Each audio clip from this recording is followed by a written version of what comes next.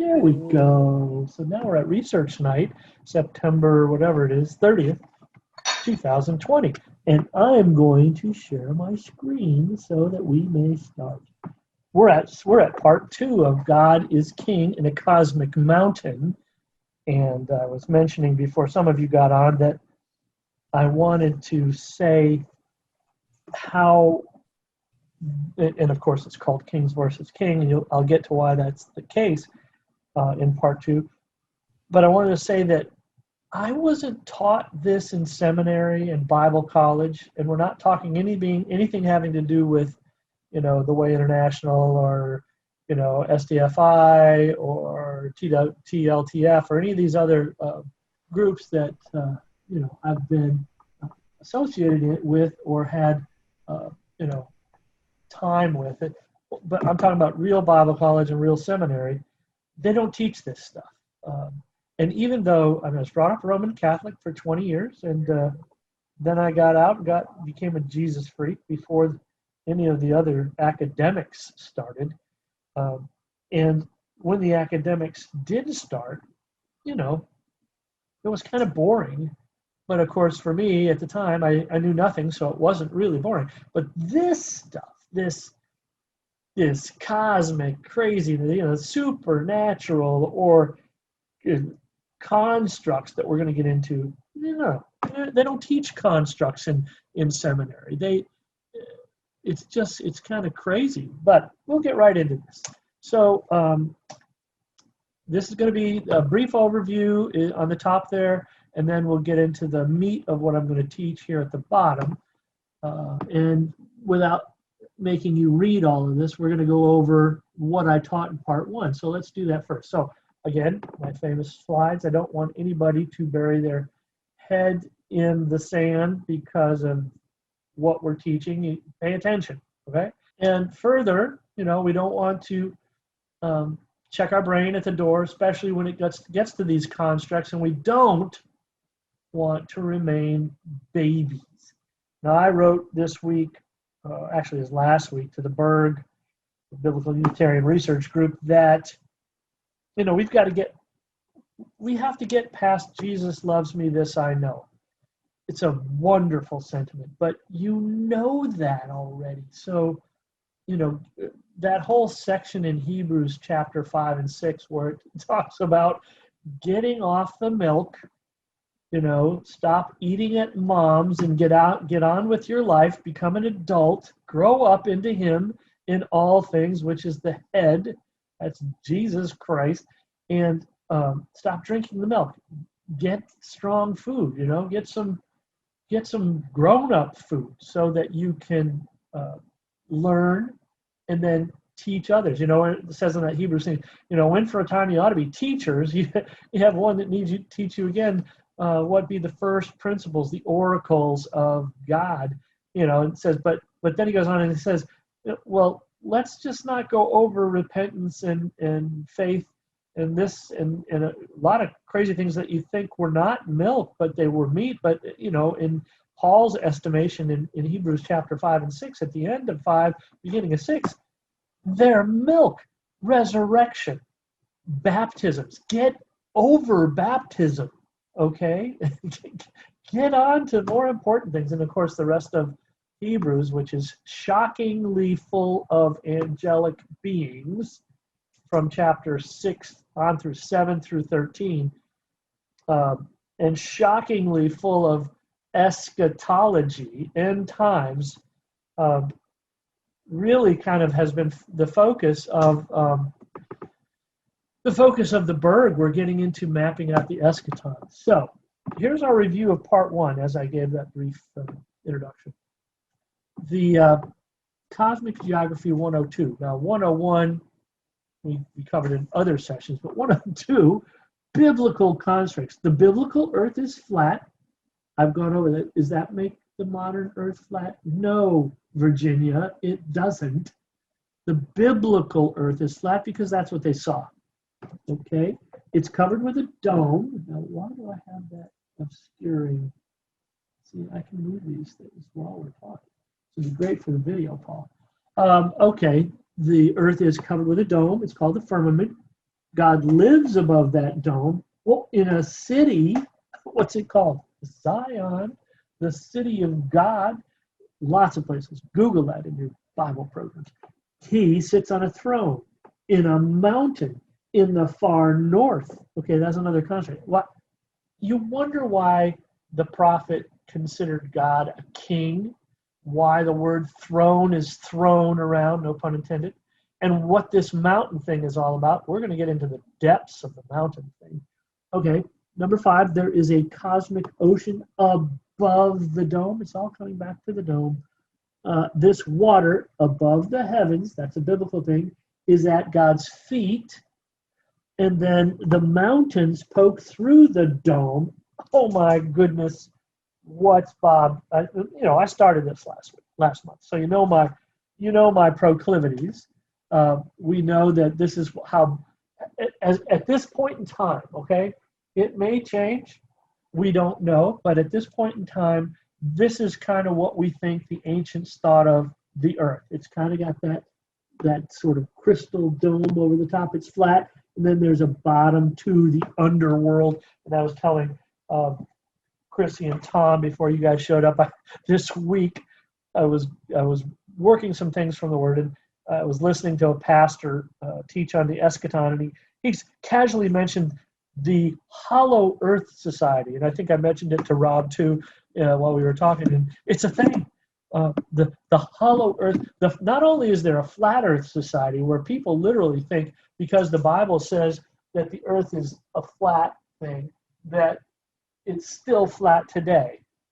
They don't get it like you're getting it here. That it was flat for them, it's not flat for us. Okay, it's written from a flat Earth perspective. That makes it true to the writer. Does it make it true to you?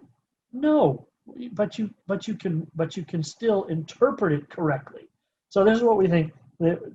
Somewhat we think. And here on the bottom right it says, "He, God, hangs the earth or the world on nothing." That word "nothing" is one of the most rare verbs in Hebrew. Nouns in Hebrew. That I actually started looking at it today. I think it may be a hapex legomena, which means a one-time usage. And so I don't know what it necessarily means.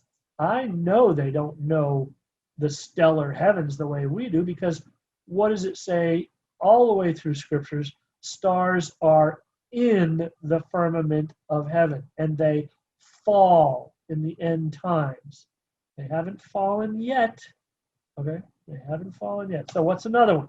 So here's the other, biosphere idea where I've kept Ezekiel's wheel in the middle there, and you can see it turning. And I just want to give these in your head before we get into what we're going to get into. And there's a guy on the planet, and he doesn't know what's outside the dome except that there's is it next slide? Yes, God's throne is way up at the top, symbolized by the throne. And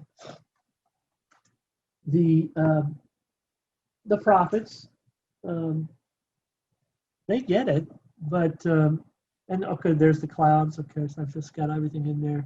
Foundations of the heavens were on the edge. Those were the mountains, and then some mountains stick through the firmament, and that's where we're going tonight. So the mountains, did they touch the sky? No, they go through it biblically.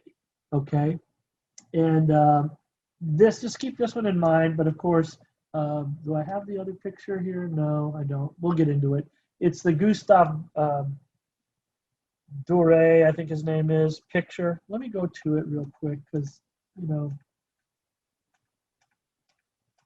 well, making noises. I don't have it right. It's later and it's coming up. You've seen it already. But his picture of the Tower of Babel is having the clouds halfway up. And I really consider that a very accurate portrayal of what the Tower of Babel was. Okay, so let's get into this. The cosmic mountain concept, of course, we find that in Isaiah 14. Here is the picture I've highlighted. I shall climb above the clouds. I shall rival the Most High. But let's actually read what's written here. Sheol from beneath. Oh, this is halfway through Isaiah 14. We're going to get all the way through Isaiah 14, but I wanted to portray this one here about the mountain, okay?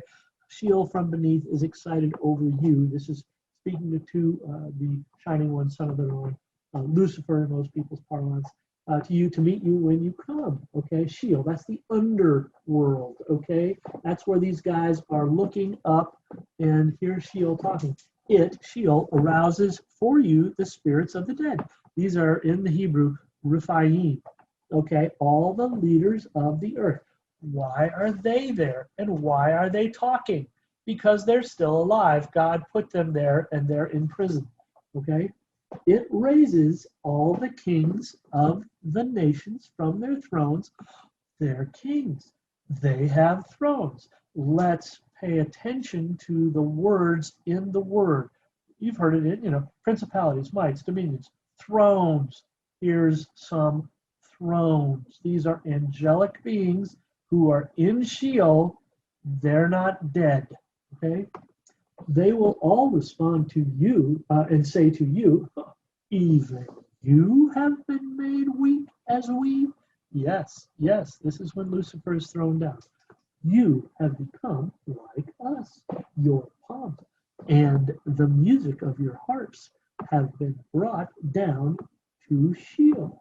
Maggots are spread out as your bed beneath you, and worms are your covering. This Isaiah dude, he's a great. How you have fallen from where? Heaven, O star of the morning, son of the dawn. That's one word in the Latin, Lucifer. In the Hebrew, it's Hillel ben Shachar. It's star of the morning, son of the dawn. It's a star. He has fallen. Just told you all this. You have been cut down to the earth. This is tree metaphor, Tom Turner. You who have weakened the nations, but you said in your heart, I will ascend to heaven. We're going to get into this phrase, don't you worry, because he had not been thrown to earth before he's thrown into Sheol. I'll show you this in Ezekiel 28. I will raise there he is, throne above the stars of God. We're talking angelic here. Lucifer is a throne. He has a kingdom. He has a crown. And I will sit in the mount of assembly in the recesses of the north. I will ascend above the heights of the clouds. I will make myself like the Most High. Nevertheless, you will be thrust down to Sheol, to the recesses of the pit. When does that happen? You know when it happens, when he gets thrown into the pit 1,000 years. So this paragraph is when those kings of the earth, the kings of the nations, see that he's been thrown out of heaven. Has he had that happen yet? No. No angel has fallen yet. We all know about those who, left their first estate. That'll come up a little bit here, not too much. And they came down. Those are the guys that got thrown into chains of darkness and are the subject of this paragraph. They disobeyed. In the end times, Lucifer gets tossed. So, great. So he was trying to ascend, and this is just portrayal, getting above the clouds, okay? So let's go to something else here. God is king at the flood. Now, I handled this the first time, but the part that I want you to see, I'm not going to go read this through, that God is king at the flood and that there's waters everywhere. It's at the beginning, okay? I put this slide back in here just so you'd have it if you wanted it. But here, there's many places. I picked 3. What God is king at the flood is not Noah's. Let's just read Psalm 90, verse 5. You have swept them away like a flood. I just want you to get the fact that biblically the flood isn't always Noah's. I mean, there's a lot of references to Noah's flood. It was a fairly seminal event, but the flood doesn't always mean Noah's. And in Psalm 29, it's at the beginning. Now, I'll tell you why in a moment. But here, first one, you have swept away like a flood. They shall fall asleep. They fall asleep in the morning. They are like grass which sprouts anew. Okay, so and then Nahum. Love to be a Nahum once in a while. But with the overflowing flood, he will make a complete end of the sight and will pursue his enemies into darkness. Sounds like Star Trek, into darkness. Okay, and then there's Revelation 12:15, and the serpent, talking about the dragon, that ancient serpent, a sea serpent, poured water like a river out of his mouth after the woman, so that he might cause her to be swept away with the flood. So I just wanted you to see that when the prophet here in Psalm 29 says God is king at the flood, there at the bottom, yea, the Lord sits as king forever. The Lord will give strength to his people. The Lord will bless his people with peace. That it's, and here's the thing. The ancient Near Eastern conception of creation is heaven, earth, and the seas. It's called a merism in theological parlance. In other words, it's the parts, make up the whole. You and I, for the most part, when we're taught, oh, it's the heaven and the earth. Well, no, biblically, it's heaven, earth, and sea. And you'll see this in most of the dug up artifacts. We'll call them artifacts, but they're basically cuneiform tablets, some Egyptian tablets, but those from Acadia, those from Ugarit, and those from Babylon, all portray in the beginning a god, a little god called Yam. That's the Hebrew cognate for the sea. And of course, God defeats Yam in most of these cultures, but Yam is there, the sea is there, and so it is also biblically, the sea is there. That's the flood. Okay, and I gave, I think I will take up the challenge of teaching heaven and earth and sea in a whole session one night to show you how every prophet understands that God was king at the flood and the flood means overrunning water, basically. You see that in what? Genesis 1:2 or Job 38, he had to put a limit on the sea. And he did that, of course, in Genesis 1, verses 6-8. But here's a few verses that show you what I'm saying. These are just a few of the many. In Exodus 20, verse 11, for in 6 days the Lord made heaven and earth and the sea and all that in them is, and rested on the seventh day. Wherefore the Lord blessed the Sabbath and holiday, made it holy.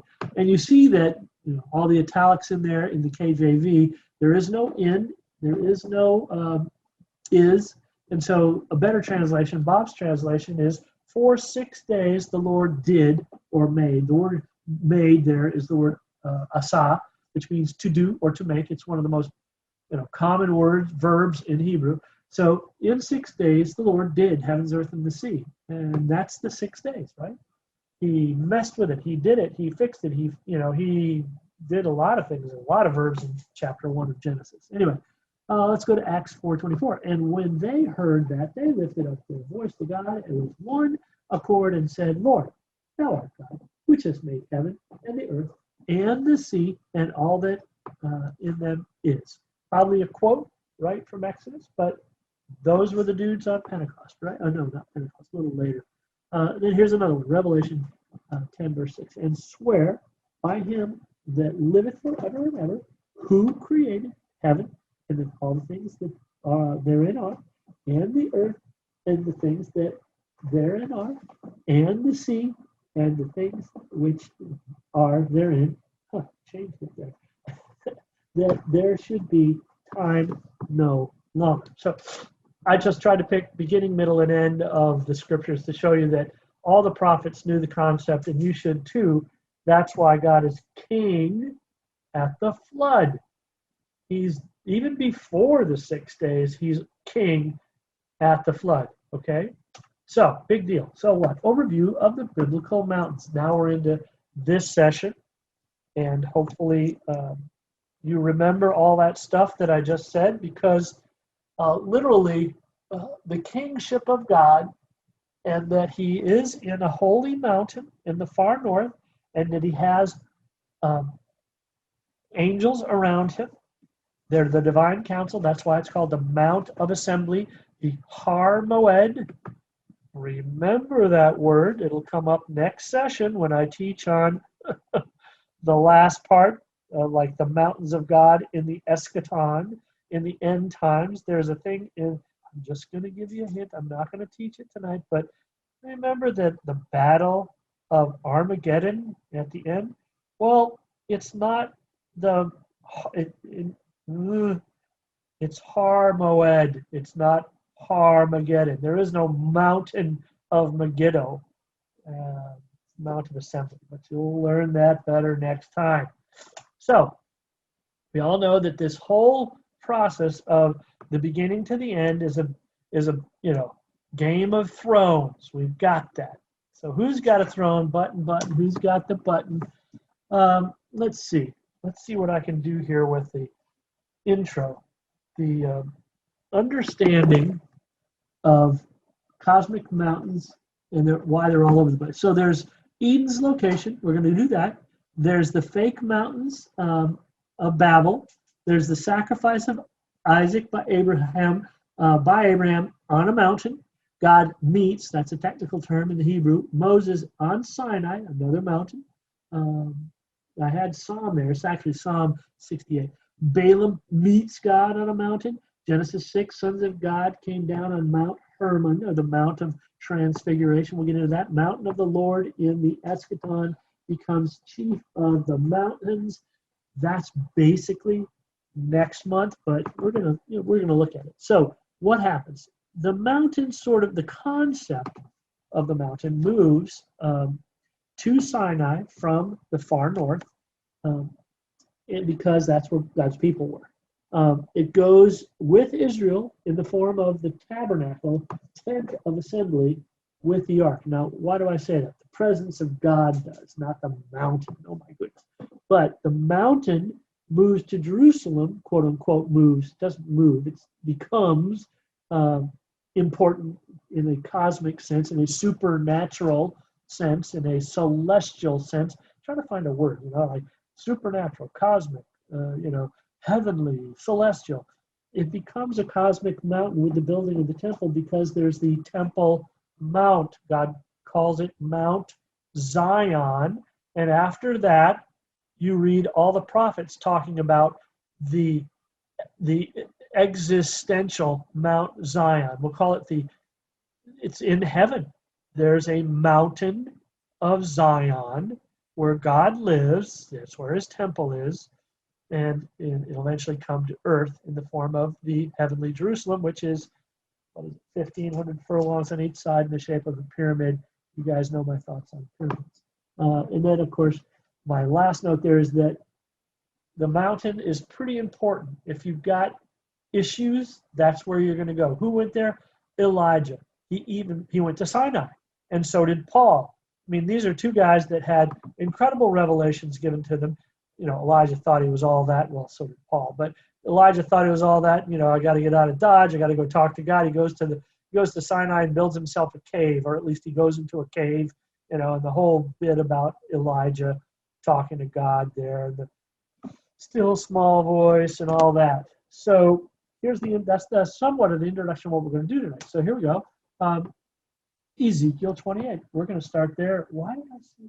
Well, because that's Eden's location. Ezekiel 28.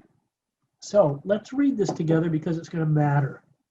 And I've highlighted a few things. The word of the Lord came once again to me, saying, Son of man, say to the leader, that's the word prince in Hebrew, of Tyre, this version is leader, thus says the Lord, because your heart is lifted up, and you have said, I'm a God, and I sit in the seat of the gods in the hearts of the sea. Interesting. You understand that everybody thinks this, of course, is a physical guy and a spiritual guy. Think spiritually here with me as we read this, because the seats of the gods there is in the heart of the seas. What sea is that? The sea above the firmament, but we're going to get there. Yet, you are a man and not God. Okay, this is the man portion. Although you make your heart like the heart of God, behold, you are wiser than Daniel. It's actually a question mark, rhetorical. There is no secret that is a match for you.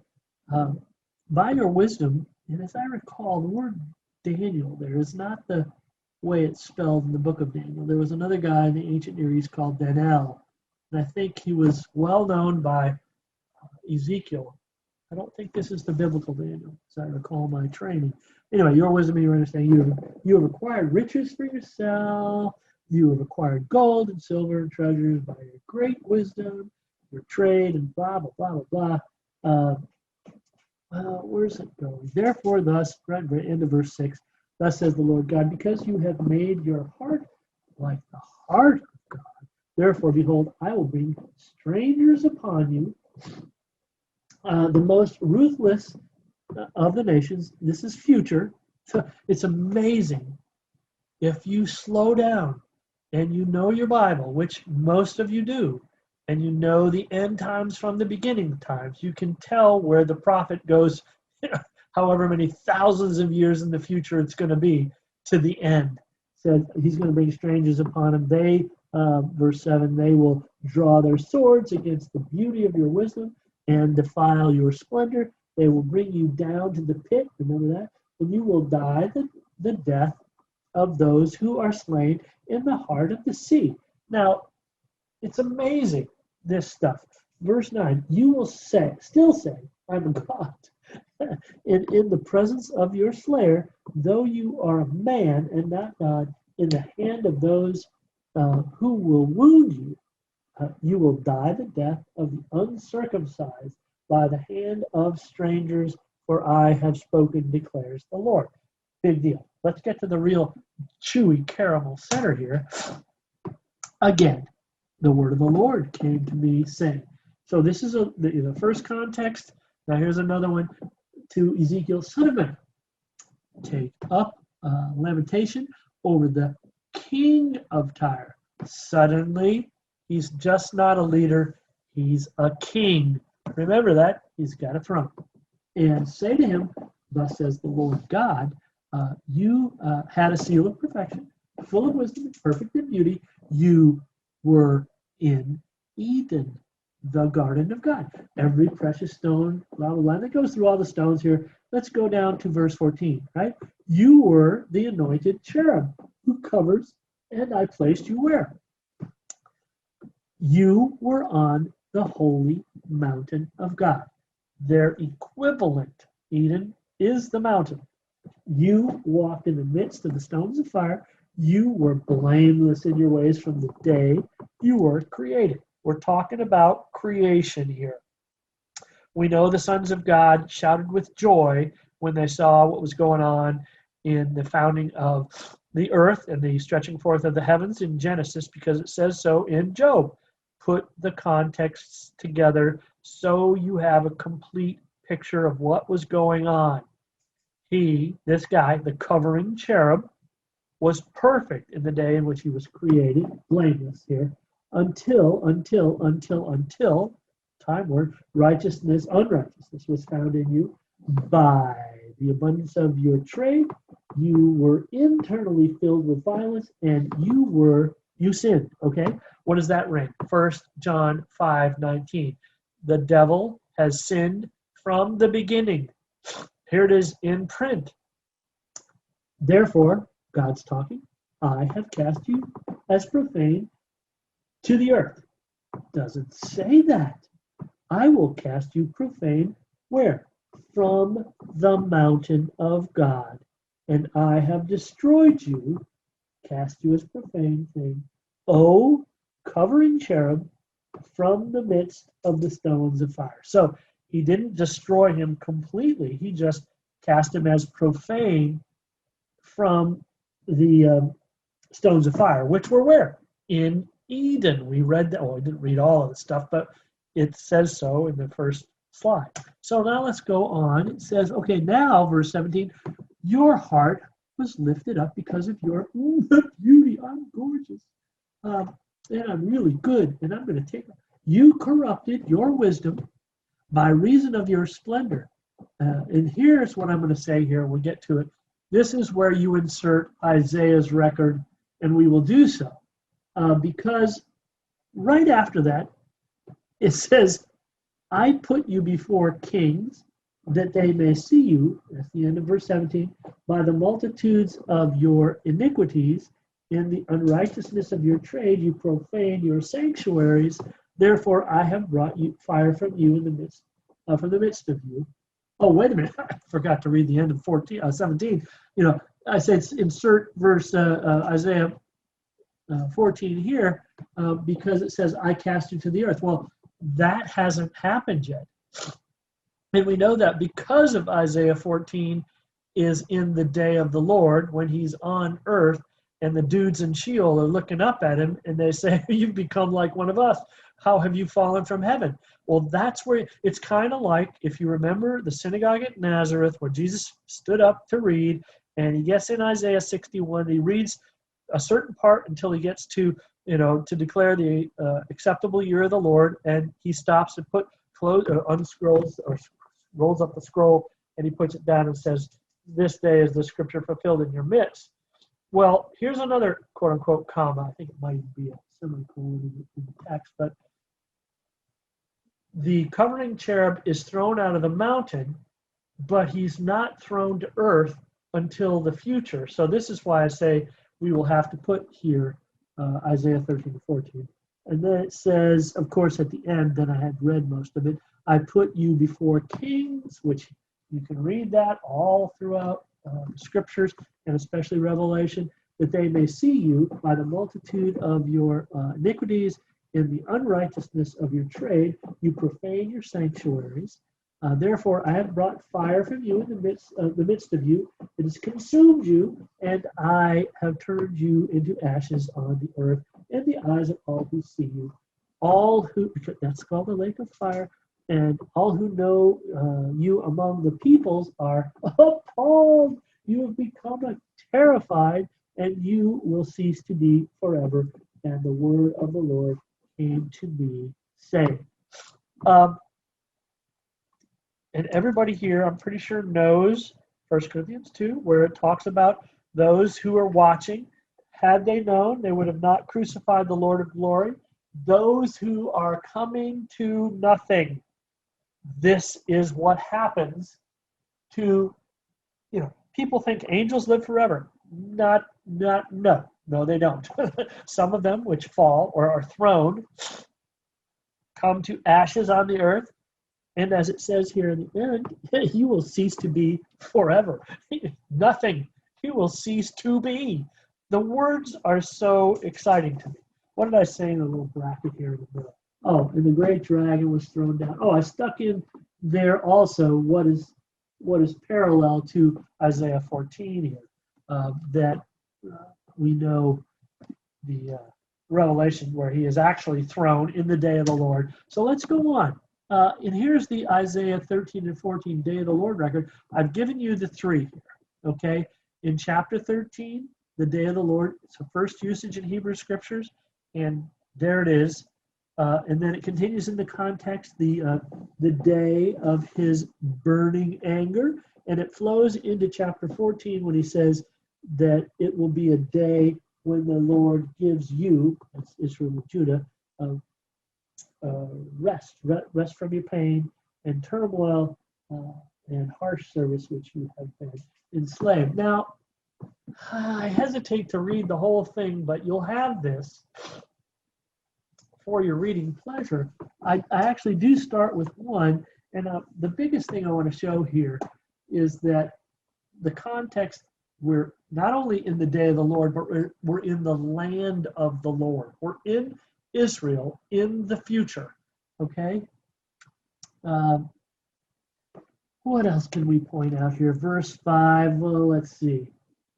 Halfway through verse 4, I guess, is where we should start reading. Well, let's start with 3. And there will be in the day, which I just read, which you have been a slave of, that you will take up this taunt. That's literally the word taunt against the what? King of Babylon. We read in Ezekiel, he's called the king of Tyre. Here he's called the king of Babylon. Why is he a king? Because he's got a kingdom. He's by this time, in Isaiah's time, Ezekiel's time, they knew the dragon was king on earth, even though he wasn't on the earth himself. He had the kingship. It says so right here. King of Tyre, king of Babylon. And there's going to be another place I'll read to you. But just let that sink in. Because, as I said, the topic tonight is king versus king. This will be Jesus versus the dragon, and we know how that ends. Anyway, verse 5, the Lord has broken the staff of the wicked ones, as plural, and the scepter of rulers, which used to strike peoples with fury and unceasing strokes, which subdued the nations in anger. It's all about the nations and Israel, right? Deuteronomy 32:8, when God at Babel gave the nations to the Bnei Elohim, the sons of God, to govern. We know that happens. We read it over and over and over again. The kings of the earth, in many of the contexts where that term is used, they are literally kings of the earth, not on the earth necessarily, of the earth. Okay? They govern it. Do they have power? OMG. They are principalities, mights, rulers. They are the ones that we are supposed to be showing the wisdom of God to. They are the cosmokratos of Ephesians 6. They still reside in heaven. They are not on the earth. Okay, so what do we got at the end here? Okay, verse 7. The whole earth is at rest. Finally, why? Because he's been thrown down. We read that earlier. Do we need to read it again? No, we're not going to read all this again. Okay, it's the shining one, son of the dawn, Lucifer. Okay, he's just, as I say at the bottom here, he's just as alive as these other kings, and they are discussing his demise. Okay, we read that earlier. So at the end here, okay, we break out a little bit. How have you fallen from heaven? Yes, you've been cut down to the earth. Finally, he's out of heaven. He's out of the celestial sea. He's a dragon. He's called here the shining one, son of the dawn. He's a star, right? He wants, and what is he trying to do? Here's all the stuff in verse 13. But you said in your heart, I'm going to ascend to heaven. Why? Okay? Why? Okay, I will raise my throne above the stars of God, angelic. I will sit in the mount of assembly, because he's no longer in the divine council. He's been tossed out. Okay? We're in the middle, right? And, in the recesses of the north. I will ascend above the heights of the clouds. Your mind picture remains. I will make myself like Eloah. Not going to happen. Is it Eloah? No, it's Elyon, Most High. So, nevertheless, you will be thrust down to Sheol. We know all that. Look, he's a king. They're kings. Okay? And I just wanted to give you this in anticipation of next month. The Har Moed, the Mount of Assembly, the Divine Council meets there, but also prophets are called there as well. Isaiah 6 comes to mind. It's by revelation. Yes, they don't get sucked up into heaven. They get brought there by revelation, by vision. Paul, same thing. He was caught away to Paradosius, the third heaven, the highest heaven. This is Har Moed, the mountain of assembly. Okay, so what else do we have here? Oh, Babel. We read Babel last time. There's the picture of the Babel thing. And I just wanted to point out a couple things. We're not going to read everything because you already know it.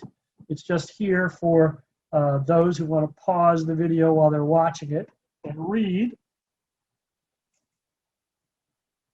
We're talking early on, right? Genesis chapter 11. It's after the flood. Nimrod is taken over. It's a mess, okay? They want to build a tower to, what does it say in the middle there? A tower whose top will reach into heaven. I literally believe that. I'm not going to prevaricate like Bullinger does and say, oh no, it's just this thing they built with astronomical things at the top. No. It literally says in the Hebrew they wanted to build a tower whose top will reach into heaven. Why? They wanted to fight God. They were just as much jerks as unbelievers are today, God rejectors, God haters, those who will eventually be tossed into the lake of fire. You know, God, and we'll handle this next month. Jesus comes back with his mighty angels in flaming fire, taking vengeance on them that know not God. All right? Taking vengeance. Okay? So these babbling dudes, I wanted to point out the reason they had to build a tower, just like they built the pyramids in Egypt, is because there are no mountains in Babylon. Look at, I highlighted it at the bottom. They found a plain in the land of Shinar. There are no mountains. I did a search. I went on Google Earth, and Nimrod had no mountain to go up to try to duke it out with God, so he built one. Same thing, or the ones in Egypt, which I've shown you before, have no top. That's where God sits at the top. I don't know if I've shown it here. Yes, I did. I showed a ziggurat for you. This is a ziggurat, which they think that is what Nimrod built. And you can see that the top of the mountain is where God sits. It's a construct. So what are we going to get into now? Genesis 22. Oh, Abraham and the mountain. I'm just going to kind of list these. Some of them are more important in terms of reading what we want to read. This one was just interesting to me because God, with the sacrifice of Isaac, they went to the land of Moriah to offer him there as a burnt offering on one of the mountains. Please keep in mind that sacrifices over and over and over again are done on mountain tops. Why? Because that's where God was, and that's where you went to meet God. Why is that? Well, because God is on his throne on the top of a mountain. He doesn't come back to earth. That would mean he would come below the clouds, and that's just something that in the mind of the ancients was not available. Okay, we'll get into some more of that. Hold on. Okay, so now, this is the same record. The angel of the Lord called to Abraham from heaven, saying, "Stop, you idiot! Don't be sacrificing my son." And what does it say there at the bottom? In the mount of the Lord it will be provided. So why did I say, Abraham called the name of that place, the Lord will provide, as it is said, to this day, in the mount of the Lord it will be provided. So now we've got another one, Mount Sinai, right? Now, so many of you guys know that record that we may not spend a whole bunch of time reading it, because I'd like to read a couple of other ones that are more important. But in Exodus 19, God comes down, verse 20, fire on the mountain, verse 18. You look for fire, look for dark clouds, verses 9, 16. Trumpets with no men blowing them. What would that mean? Can you say angels? Keep your eyes open. Keep your ears open. When you read trumpets and there's nobody around blowing them, they're angels, okay? And then, there's earthquakes. And so it's pretty cool. Maybe we do read some of this. Okay, we do. But not all of it, okay? Verse 3 down here, Moses went up to God, and the Lord called to him, where? From the mountain, all right?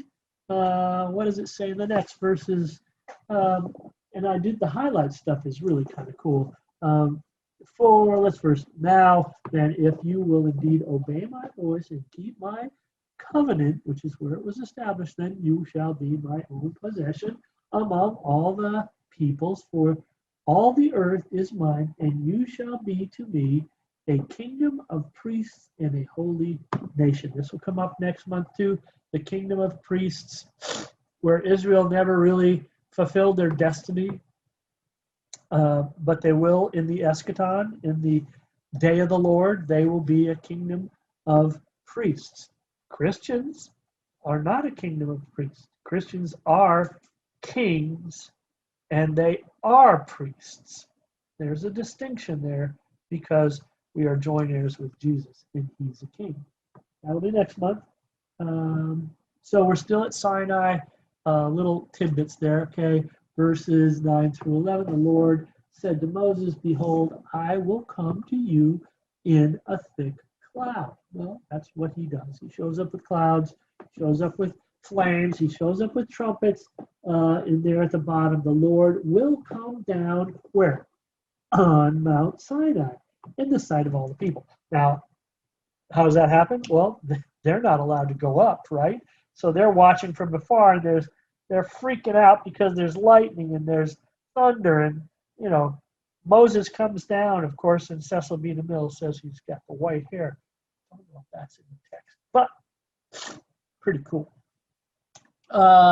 So Exodus 19 at the end here. What am I highlighting? Not too much. Gosh, I guess I was just going to read through it here. They didn't come to the mountain. Moses, verse 14 at the end, Moses went down from the mountain to the people and consecrated the people. They washed their garments, blah, blah, blah. And then at the end here, lots of highlights. There was thunder, and craziness. Verse 17 there in the middle, Moses brought the people out of the camp to meet God.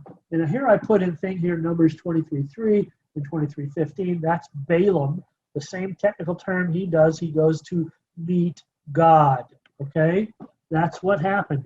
There's smoke. The Lord descended upon it in fire. So, I think I've read to you guys before Psalm 18 or 2 Samuel 22. Put that in your notes. Look, go read them. God comes down in a chariot. That's fire, and he's throwing lightning. And this was very real to them because that's how they conceived of God's power. Now sometimes you'll read in the ancient literature that Yahweh was considered the storm god. Well, that's sort of like generalizing. He wasn't the storm god, he was God, and that's how he was portrayed in the literature, including the Hebrew scriptures. Okay? And so there it is, there's the earthquake, the sound of trumpets, blah, blah, blah. Okay, so the Lord, at the end, verse 20, came down on Mount Sinai to the top of the mountains. And the Lord called to Moses from the top, to the top of the mountain, and Moses went up. Okay, so I don't know if there's too much to say, except that, the mountain of Mount Sinai is referred to constantly by the other prophets. You read in Psalm 68 how important that conceptualization of God coming down, Moses going up to meet him. Nobody else is allowed except for Aaron once, right? And what was Aaron? Aaron was a priest. It's all sort of Ark of the Covenant type stuff, which was in the tabernacle of the wilderness, which is with the presence of God. Nobody went there. Don't want to touch that. Eventually, we know that the Ark of the Covenant was put in the temple. Where was the temple in Jerusalem? On Mount Zion. It's just trying to keep in the people's minds that God was holy, holy, holy, and that the innermost part where God dwelled, the Holy of Holies, where the Ark of the Covenant with the cherubim over the top with the wings touching, you getting all this? That's where God lived eventually in the eschaton. Well, we'll get to this. I won't spoil it. So we're out of Sinai. Let's get to Balaam. Look, Balaam record is chapters 22 through 20. Yeah, well, it's 25 actually, where I'll let you read it yourselves because it's just It's a long record. And Balaam, the children of Israel were going into the promised land. They came up to the east side of Jordan. There was a land called Moab. The king of Moab, named Balak, B-A-L-A-K, hired Balaam. Balaam was a famous dude. Why does Bob say this? Well, Bob did his master's dissertation on Balaam. Balaam doesn't just show up in the Bible. He shows up in historical literature of the time as a very powerful, and I won't use the word wizard. He was a very powerful, they don't use the word prophet though, man. And if you read the record, and I encourage you to do so, you'll see that Balak, the king of Moab, hires Balaam, which was the mistake. Balaam wanted money. Balaam was a little greedy. Balaam eventually dies because of what he does, even though he is a prophet. He is also a diviner, it says. And what Balak does with Balaam, he says, I'm going to give you money. So Balaam goes, look, I got to go talk to God about this. And he goes up and he talks to God. And where does he go to talk to God? 3 times he goes up on a mountain. And then the 4th time he goes up on not a really good mountain called Baal Peor. And he causes the children of Israel to sin. But that's a whole other record. I'll do a whole research night or 2 on Balaam because it's such a huge record. The important part of the record is that he goes up, has Balak sacrifice on Balak's mountains, 7 altars to 7 this, probably to the 7 spirits that are in heaven, whatever. But of course, God does not allow, except one of the records. It says that the Elohim said, oh, this time you can go. And he goes, and of course he goes on the donkey, and the donkey is confronted by the angel of the Lord in a very narrow street as Balaam is trying to go see Balak to do this thing, to get money and to curse Israel. And the angel of the Lord is in the way with his sword drawn, and he's going to kill Balaam. Why? Because it wasn't the capital Elohim, capital E Elohim, that told him to go. It was the lesser Elohims that said, oh yeah, go ahead. And Balaam, who's blinded by the light, if you will, he's tricked into going, and yet God sends the angel of the Lord down to kill him because he wasn't being circumspect. He was listening to the wrong gods. Okay? So it's really a cool record. Long story short, Balaam does some amazing prophecies, one of which says a scepter will, he blesses Israel, right? A scepter will come out of, is it Jacob? I can't remember. I think it's in chapter 23 of Numbers. It escapes me. And a star will rise. And it's all about Jesus. You can read it, and you can see it if you read it. And yet, the story of Balaam ends tragically because he joins Israel, and then he's a jerk. Doesn't tell you all the specifics of how he is a jerk, but he gets killed by the children of Israel because of his causing them to sin. The whole record of Phineas, the high priest's son, it's a great record. So even though I have a placeholder here that says go to the Word doc, we're not going to the Word doc. I may put it in the download and Dropbox if you want to have it, but we'll just go on. It's another mountain story. Balaam, prophet of God, goes up to the mountains and speaks or meets, M-E-E-T-S, with God and gets revelation. This is what they did. Okay, so you guys know this record, the fiery chariots in the mountain of 2 Kings 6. May I ask, Rob, would you read this for our audience? I have to put some stuff in my mouth. Starting with verse 11? Yes, please. Okay. Now the heart of the king of Aram was enraged over this thing, and he called his servants and said to them, will you tell me which of us is for the king of Israel? One of his servants said, "No, my lord, O king, but Elisha the prophet, who's in Israel, tells the king of Israel the words that you speak in your bedroom." So he said, "Go in and see where he is, that I may send and take him." And it was told him, saying, "Behold, he's in Dothan." He sent horses and chariots and a great army there, and they came by night and surrounded the city. Now when the attendant of the man of God had risen early and gone out, behold, an army with horses and chariots was circling the city. And his servant said to him, "Alas, my master, what shall we do?" So he answered, "Do not fear, for those who are with us are more than those who are with them."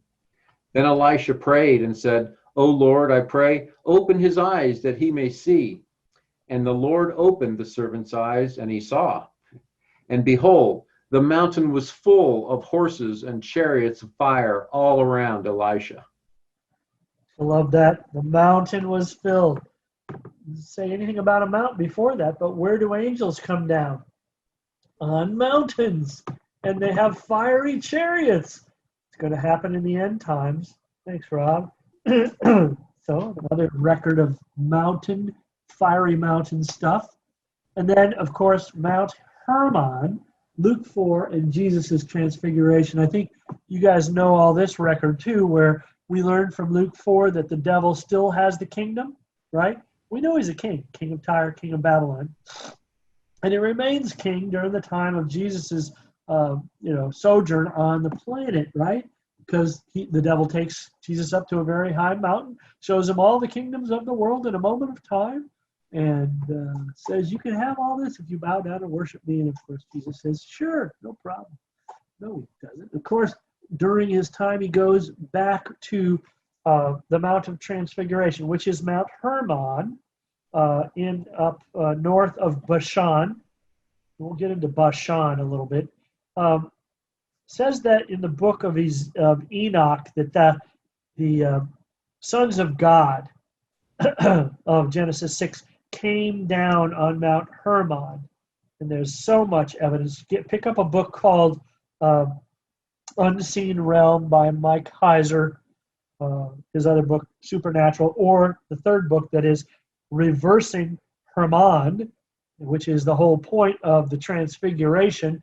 He brings his 3 top lieutenants up there with him and says, well, before he goes up there, he says, "Upon this rock I will build my church." It's not Peter, okay?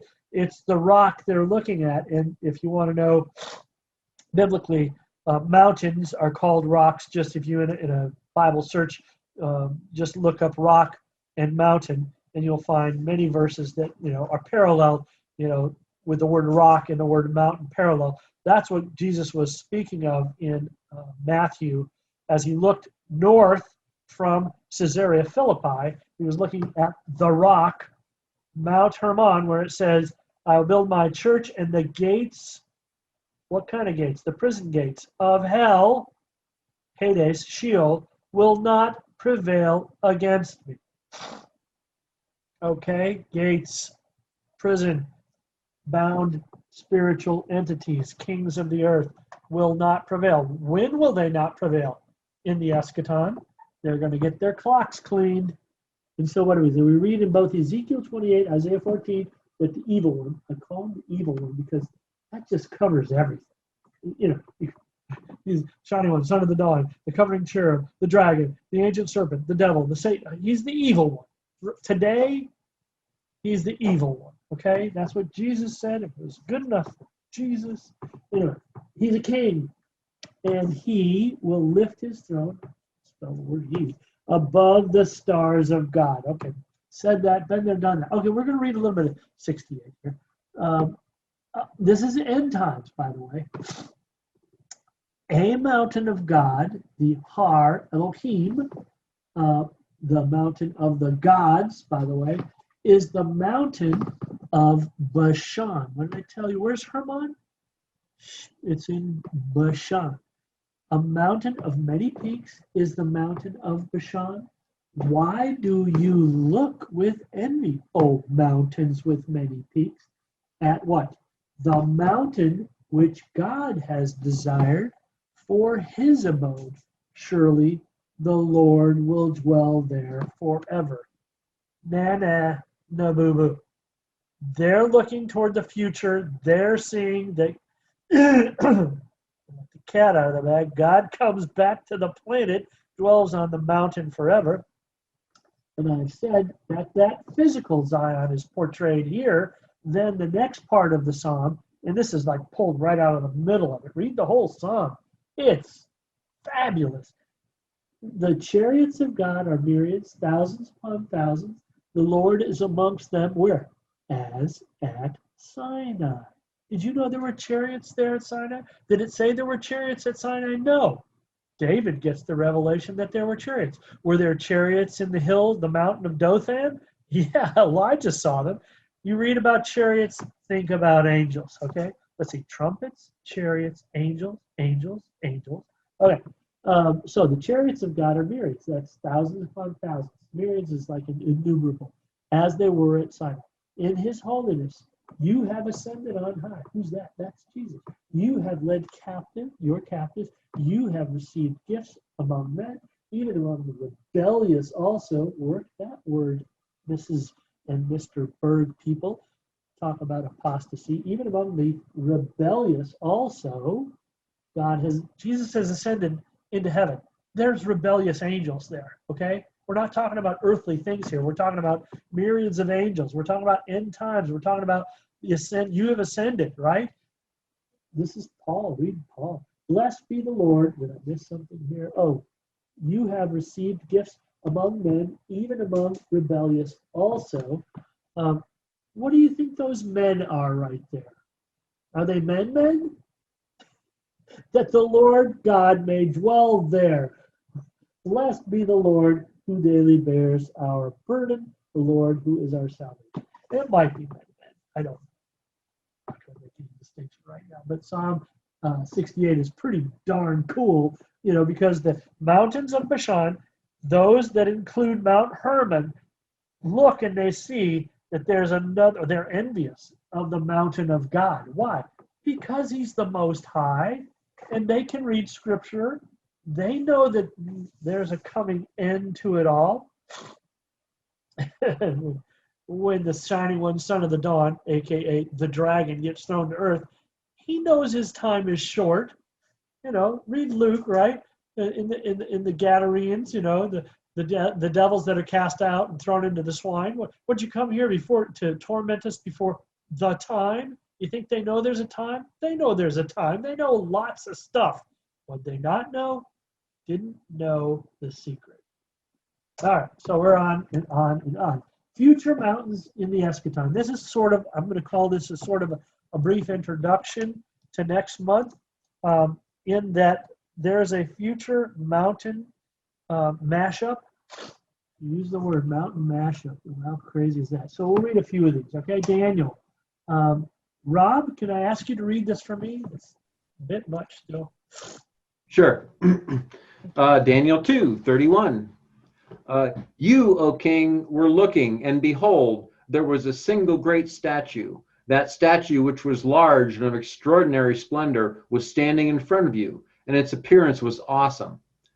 The head of that statue was made of fine gold, its breast and its arms of silver, its belly and its thighs of bronze, its legs of iron, its feet partly of iron and partly of clay. You continued looking until a stone was cut out without hands, and it struck the statue on its feet of iron and clay and crushed them. Then the iron, the clay, the bronze, the silver, and the gold were crushed all at the same time and became like chaff from the summer threshing floors, and the wind carried them away, so that not a trace of them was found. But the stone that struck the statue became a great mountain and filled the whole earth.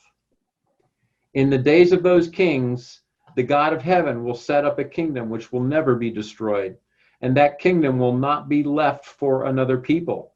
It will crush and put an end to all these kingdoms, but it will itself endure forever. That's great. That kingdom. And you see, the thing in the middle there, but the stone that was struck, the statue became a great mountain. these pictures that are in a vision, I mean, they don't always cohere to logic, but it will show you. This is one prophetic look at Messiah. I casually mentioned when I was talking about Balaam that he said a scepter shall rise out of Judah, or whatever he says. Imagine when that's actually, as I know, that is the first prophecy about the coming king, meaning Jesus, in this case, the Messiah. It's before Deuteronomy is written down. And Deuteronomy has the aspirations of Israel as to they want a king, and Moses describes it in Deuteronomy 17. But this is before anything's written down. In Balaam, he's prophesied about the coming king. A scepter shall rise, a star, and don't think that word star is some, physical celestial thing. We're talking about a star, a celestial being, a star. I will, the Isaiah thing, I will raise my throne above the stars of God. The coming king is a star. He's Jesus. He's the bright and morning star. He has a heavenly body, spiritual body, Paul says in 1 Corinthians 15. He's a dude. And he's going to crush the head of Leviathan. So thanks for that. What's the next one? Micah. Rob, please, if you would. Micah 4. And it will come about in these last days that the mountain of the house of the Lord will be established as the chief of the mountains. It will be raised above the hills, and the peoples will stream to it. Many nations will come and say, Come, let us go up to the mountain of the Lord and to the house of the God of Jacob, that he may teach us about his ways and that we may walk in his paths. For from Zion will go forth the law, even the word of the Lord from Jerusalem. And he will judge between many peoples and render decisions for mighty distant nations. Then they will hammer their swords into plowshares and their spears into pruning hooks. Nation will not lift up sword against nation, and never again will they train for war. Each of them will sit under his vine and under his fig tree, with no one to make them afraid, for the mouth of the Lord of hosts has spoken. That's a pretty cool figure, right? The mouth has spoken. It's the mouth of Sauron. I'm sorry, that's a little Lord of the Rings there. Only the mouth of the Lord. But he's not just the Lord, he's the Lord of what? Lord. Hosts. Who's backing up Jesus when he's ruling from Jerusalem? The hosts, the armies of God, those flaming, flying chariots. This is eschatology 101 here, gentlemen and ladies. This is not supposed to have been put on the United Nations because some liberal scholar figured that it was already going to come to pass because Christians were in the new covenant and everything was going to be fine in the paradise, which was the United States of America and the United Nations building. You can't make this stuff up. Theology just screws up so much. It's not until Jesus rules from Zion, the city of Jerusalem, the mountain of the Lord, the mountain of the house of the Lord. That even, I love that. The prophet keeps adding stuff. The mountain of the house of the Lord. Okay, it's the mountain of God, the mountain of assembly, the mountain of the house. That's what the temple's there in heaven. He's living there. He's in his own holy of holies, whatever you want to call it. He literally is, if you read Revelation, right, Michael? So he's there. And the mountain of the house of the Lord will be established as the chief of the mountains. Let's go to another. This, by the way, in your notes, if you want to say, Isaiah 2 is a parallel record to this. I think Micah is quoting Isaiah. I think they're separated by a few hundred years, maybe not, but they both quote basically the same thing. A few deviations. It'll be great for you to read it. So Micah 4, Isaiah 2. What do we got here? Ezekiel 37. This is a future one too. Now, I put this one in here because this is essentially, those of you who are eschatological fans, end times junkies like I am becoming more and more. This is Ezekiel 37. Ezekiel 38 and 39 is the Gog and Magog record. In the end times, there's the Battle of Armageddon, which is actually the Battle of Armoed, where the adversary, the beast and the false prophet bring together armies and blah, blah, blah, and Jesus comes and whips their butt in the valley of Jehoshaphat, and then he tosses, as we've seen 3 times already tonight, tosses the Shining One, Son of the Dawn, into the pit, Sheol, covers it with a cover for how many years? 1,000 years, right? And then after 1,000 years, he's let out to what? Deceive the nations again. And here's the record as you approach it in Ezekiel 37 at the end here, and 38 and 39 is all about it. So, Rob, if you would read 37 for me, I appreciate it, what I have here. Sure. Starting in verse 21. Say to them, thus says the Lord God, behold, I will take the sons of Israel from among the nations where they have gone, and I will gather them from every side and bring them into their own land. And I will make them one nation in the land on the mountains of Israel, and one king will be king for all of them. And then they will no longer be 2 nations and no longer be divided into 2 kingdoms. They will no longer defile themselves with their idols or with their detestable things or with any of their transgressions. But I will deliver them from all their dwelling places in which they have sinned and will cleanse them. And they will be my people, and I will be their God. My servant David will be king over them, and they will all have one shepherd, and they will walk in my ordinances and keep my statutes and observe them. They will live on the land that I gave to Jacob my servant, in which your fathers lived, and they will live on it, they and their sons' sons forever. And David my servant will be their prince forever. Is that cool or what? He talks about the one king to rule them all.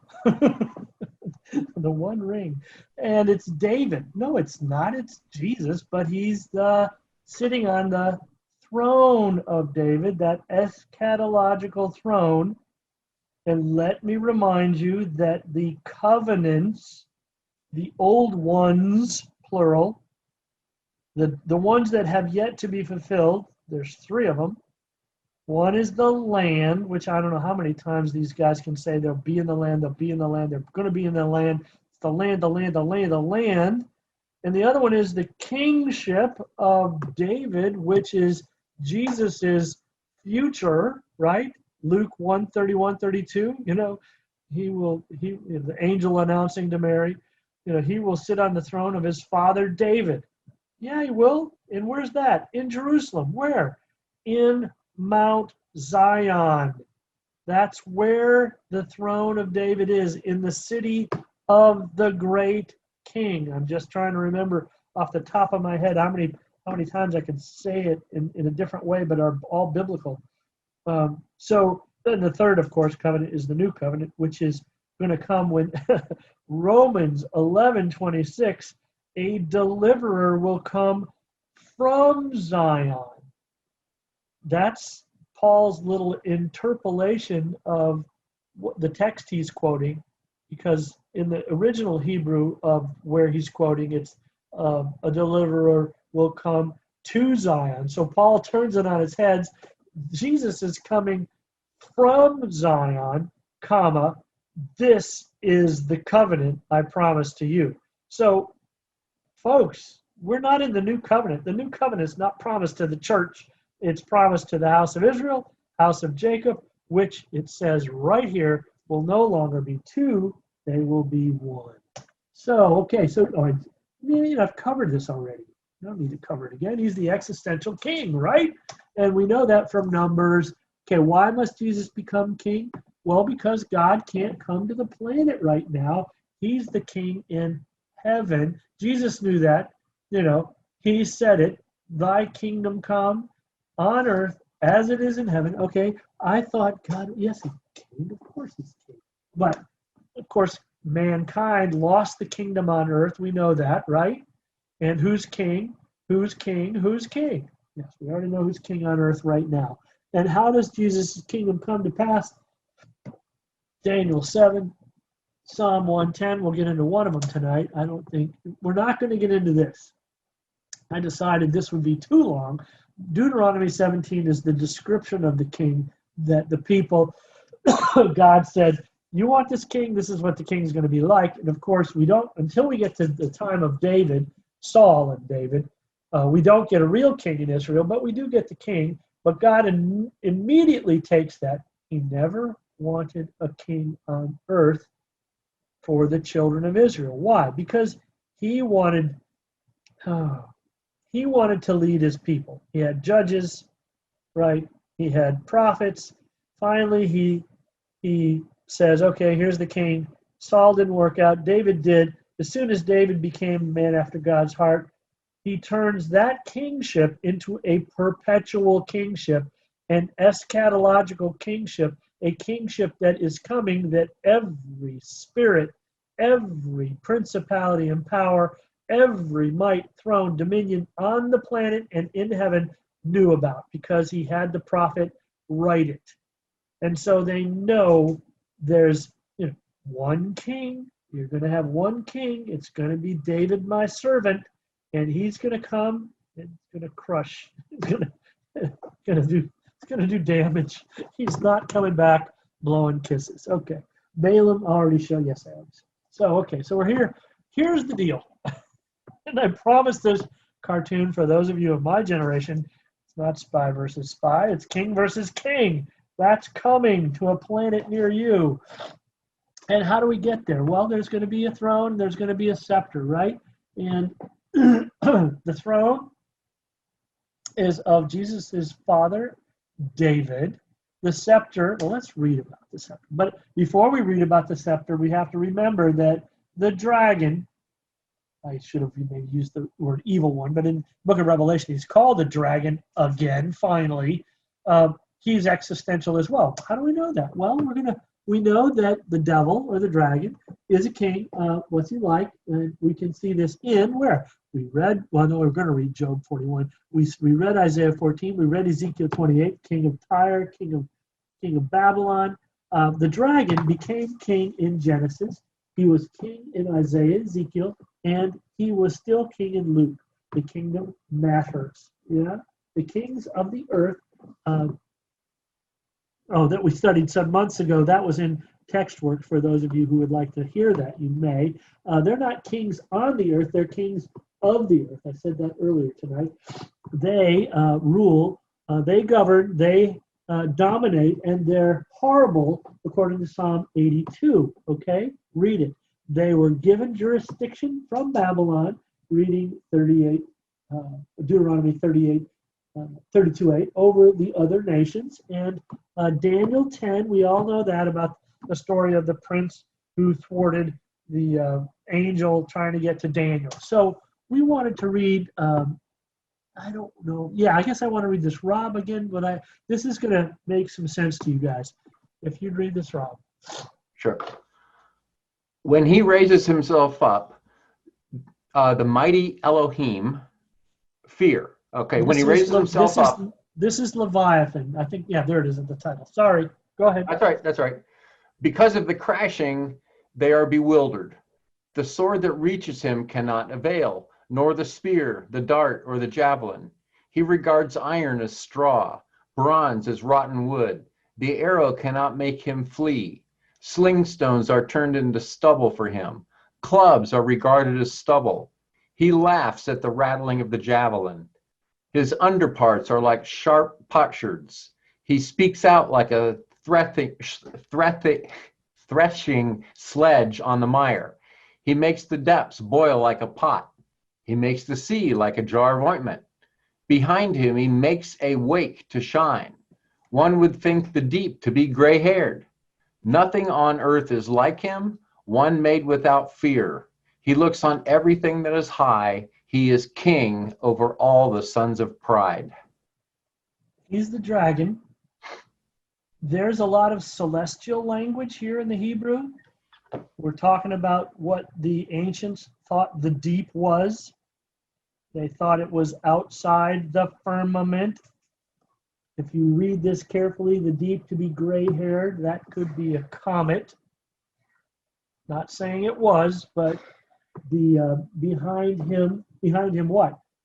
They're looking at something, obviously, and I'm going to say it's the same dude that you find in Revelation 12, where it's the constellation Hydra, sea serpent.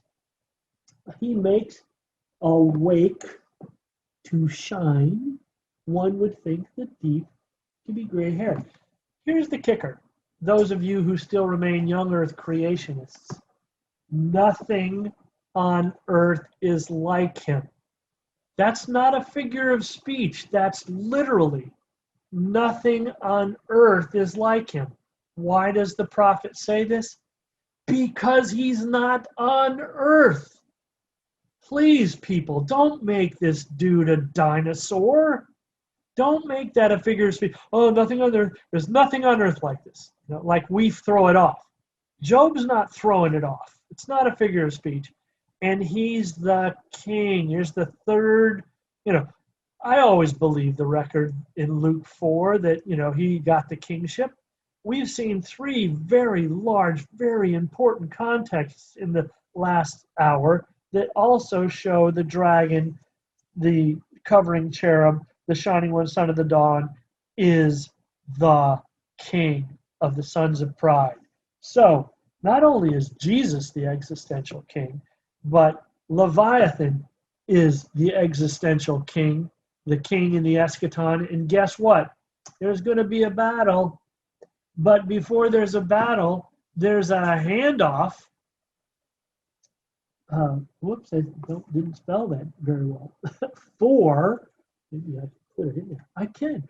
For the kingship and kingdom, Jesus becomes the king. Okay? So one of the great things, and here's the handoff. See the king? There it is. They're handing off the crown.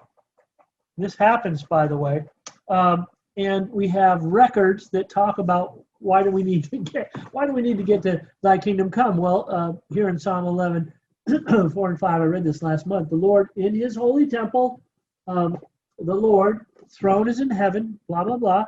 Isaiah 66, heaven is my throne, earth is my footstool. So we have to see that, right? So there's that. You got to, somebody took really good pictures. Footstool. His footstool. I see. He's a space bar. Sorry, I have to correct things as I go.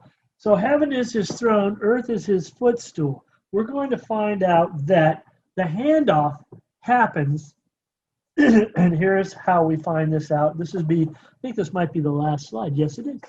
This would be sort of like moving in the next month. A Psalm of David. The Lord says to my Lord, sit at my right hand until what? I make your enemies a footstool for your feet. Now, Jesus is sitting at the right hand of the Father. Where are his enemies? They're there with him. I'm going to make your enemies a footstool for your feet. Now, if God's throne is in heaven and the earth is his footstool, we're not talking about people on earth here because they're already his footstool. We're talking about angelic powers that God will make Jesus's a footstool for his feet. Now, how's that going to happen, right? The Lord will stretch forth your scepter, strong scepter from Zion, saying, rule in the midst of your enemies. Do any of you know the book of Revelation, know the book of Daniel, know the book of Ezekiel, and how crazy the battles are going to be between Jesus and his angels and the beast, the false prophet, and the dragon and his angels. And there's some men sprinkled in there on both sides. But right now, when God makes Jesus' enemies a footstool for his feet, this is when they are thrown down and Jesus can come to the planet. And when they're thrown down, God's kingdom in heaven is rid of a bunch of really crazy jackasses because they're all down here on the planet causing havoc. The time of Jacob's trouble, the day of the Lord, there's crazy times happening. So the Lord will stretch forth your, Mr. Messiah's strong scepter from Zion, rule in the midst of your people. Now, who do you think Jesus' people are? They're his church that he's building. They're not people. They're angelic people. Get it through your head that the prophets see angels often as people. Call them people, call them men, see them dressed in linen, see them carrying swords, see them tied with, having brass greaves. They're men. There's an angel over there sitting under the myrtle tree. He's talking to me. He looks like a man. He is a man. They call him men, and sometimes they're people. Okay, a lot of times they're human people, but get some spiritual ears and eyes here, folks. In that day, your people will volunteer freely in the day of your power. In holy array, from the womb of the dawn, your youth are to you as the dew. Who's coming from the womb of the dawn? In Isaiah 63, from Edom. Jesus is with a bunch of fiery chariots. And there's a lot of other places. I think Habakkuk 3, if you read that, we were reading in, where was it? Myriads of angels. Psalm 68. We're cataloging these things about how Jesus is coming to earth and coming across the plains to beat up on the armies of the devil. Okay, at the end here, the Lord, I'm sorry to have a thing right in the middle there. Sorry. The Lord has sworn and will not change his mind. You, Jesus, are priest forever according to the order of Melchizedek, king of righteousness. Malchi is my king in Hebrew. Zedek is for righteousness or justice. King of the just, king of the righteous ones, my king of righteousness. Any number of those three. The Lord is at your right hand. Well, how about that? He will shatter kings in the day of his wrath. He will judge among the nations. He will fill them with corpses. Lovely. Wish you were. He will shatter the chief men over a broad country. He will drink from the brook by the wayside. Therefore, he will lift up his head. He is ready for the battle. And so we can see that there is a king versus king clash coming. They've been clashing since mankind lost the kingship on earth and subjugated, the Most High to heaven to rule there and have his kingdom there, and then have Jesus pray for it to come to earth. It's coming. It's coming. That's going to be next month, and we are going to have the battle of Armageddon, and we're going to understand a little bit more about why and how angelic powers, why they have to come to earth. Well, because they are Jesus's peeps. Your people will volunteer in the day of your power. He gets the power when God throws down Lucifer, call him what you want, from heaven, and he becomes a footstool. He becomes that footstool. And then all hell breaks loose for a while. So that's it for tonight. If you want to ask questions, that was the end. But I'll take some questions if you have any. But I hope that gives a sort of a panoramic of why the mountains and the kingship sort of mesh. I got a comment, Bob, or maybe a question. You said that the record of Balaam and Balak was the first time that Jesus was prophesied as the scepter not departing from Judah. Did I hear you say that right? I think that's the earliest one. If you got a better one. Yeah, Genesis 49:10. Jacob prophecy, I think it was Jacob's prophecy, the scepter will not depart from Judah, nor the ruler's staff from between his feet. There you go. Okay. And that was like when he was with Isaac? Hang on, I'm getting there to the context. Yeah, that's a good one. I didn't remember that. So yeah, there's that. I guess Balaam just repeated it. This is Jacob giving prophecies to his sons. Okay, fabulous. So that's really cool. So that's an earlier one because, of course, Balaam came 400 years later after the captivity in Egypt. Thanks, Rob. Hey, Bob. Yep. Yeah, I got a question. Possibly something that just sounds kind of funny or right or something. Anyway, you've been saying for a long time that nobody has fallen from heaven or yet. But it seems like the ones that have fallen basically have fallen out of grace, not fallen physically or whatever, and others got tossed out. Well, it sounds like all the way through, realistically, nobody is going to fall out.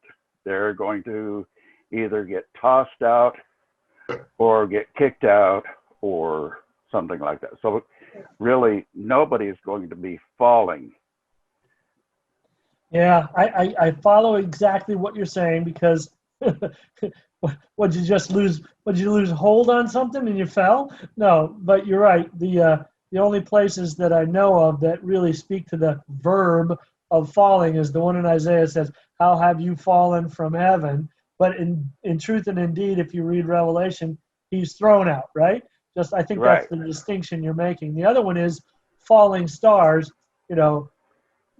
All over the scriptures, the prophets talk about stars falling, and they're not physical stars, they're angels. And in the ancient Near East construct of what a star was. And so I get it, you're right, and yet the verbs that are used so far, and I know you know this, but the ones that left their first estate, or the dragon before Jesus' birth, he threw them down. There's that language. So when I use the word, there's no fallen angels. It's just to get people's attention. So absolutely, Ron, just what you said. Okay, that's what it sounded like. So in case you had some other words that I had. Yeah, I guess it's like active or passive, right? If you're how have you fallen from heaven? Well, I really didn't fall. I got my ass kicked out. So I decided to disobey, and that's how I fell. I fell from obedience to disobedience. What's really interesting about that last statement you made is they're disobeying right now, and they're still allowed to stay up there, which is crazy. And I it's like, how can you do there's a war in heaven coming. Says so in my Bible. We're going to get into that's actually probably the first slide of next month's teaching. But if there's going to be a war in heaven, and it says in Isaiah 34, and you've heard me say this, that God's sword is full of blood in heaven. Says that right in Isaiah. And then Michael Lewis and I were just reading. Just the other day, he was just reading to me over the phone, and we were in Isaiah 63. And first two verses, the prophet's looking at this coming king, and he goes, "Why are your clothes red?" It's really a cool thing, Why are your garments dipped in blood? Well, he's just been in a war in heaven, and you're trying to make the connection between wait a minute, heaven is like spiritual, right? Heaven has got like spirits running around, and the temple is really invisible. Well, apparently not. Apparently angels have blood, or get skewered. At least the figure is there if it's not real. It's really kind of crazy celestial language that we'll get into a little bit next month. But in Enoch, He mentioned several layers of heaven. And so maybe they have fallen from a higher place because they had a higher stand or standing in heaven and fallen to a lower place where they can't go back up, and they're stuck in a smaller spiritual place.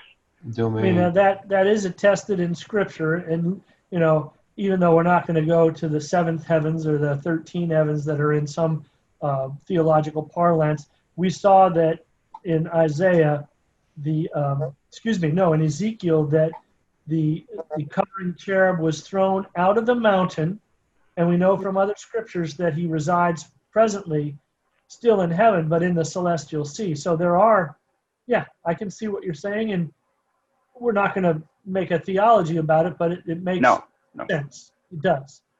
So go ahead, Paul. I just thought it was interesting. Isn't it talk about nature makes known God? And this is talking about the fallen stars. And doesn't it talk about the heavens? And it's interesting how God says that you can see, you can see, look up in the heavens and you can see, understand the word. The word is supposedly written in the heavens. Oh yeah. Funny, interesting. Just the falling stars that you see in the night is what's going to happen. Yeah, literally, physically, literally, there's going to be stuff like that, and the ancients perceive them as angelic beings, and we're gonna, still gonna happen. It's still they're gonna burn up. Yeah, good stuff. Yeah. So yeah, I have to say, I'll say this in closing because we're pretty late, right? What time is it? It's time to go. 9:30. I started rereading the book of Job, putting together this last little bit here, and you read Revelation 12, and you can see Virgo, and you can see Hydra, this constellations. The book of Job is replete with celestial language and certain constellations and some things that are hidden in the text. Not hidden, they're only hidden by translation because, I'll say this, I said it before the session, and I'll say it again here for most of you. This kind of stuff is not taught in school. It's not taught in seminaries and Bible colleges, these constructs, these ways in which the prophets wrote, which was true for them, but are not necessarily true for us. Falling stars, a firmament, heaven is up, hell is down, the sun comes up, the sun goes down, mountains stick through, God comes down on top of a mountain with angels and trumpets and chariots and fire and craziness, and God throws the lightning bolts. Well, does he? No, but to them, absolutely. So, but and I was thinking, we could just read text over and over and over, and you'd see this stuff fit like a hand in a glove, and yet, obviously, we don't have time to do that. But you've got the framework to read on your own, interpret on your own, see the eschaton on your own, understand why God used the language he did, and get really excited. I get so excited reading, whoa, Psalm 60. Do yourself a favor, read Psalm 68 slowly in the next week or so. Maybe we'll just do a whole text works on that in 2 weeks, reading through Psalm 68. It's a panorama of history, inclusive of the end times and what's going to happen and what did happen, and kingship and angels and this and that. It stunned me reading it this week. I hope this stuff helps, because otherwise I'm flapping my gums here. I'm not trying to establish some massive outreach and make millions of dollars. I don't even think that's worth doing it. But what's really worth doing it is elucidating things that were clear as mud. I'm very thankful that you do this. Oh, good. Thanks a lot for just being here and having somebody to teach to. It's kind of like the debates last night. There was nobody to talk to last night except for the TV, and that was hard to listen to anyway. So anyway, Yeah. thanks for coming, guys. Anybody else want to say anything? Great. Well, next month will be the third and final chapter. Why are your clothes red? It might be All the right. title, or it might be the Battle of Harmoed, and I'll explain the Aramaic and Hebrew behind the word Armageddon, which is not even a word in Greek. It's pointing back to the Hebrew, which was wrongly translated. Title. Go Why ahead. why is your blade what does it say? Satiated, and your clothes red? Okay, there you go. That'll be it. That's- Can I? It's not trademark. I know the answer to that. Wow. Actually, it's because in the eschaton, red is going to be a trending color.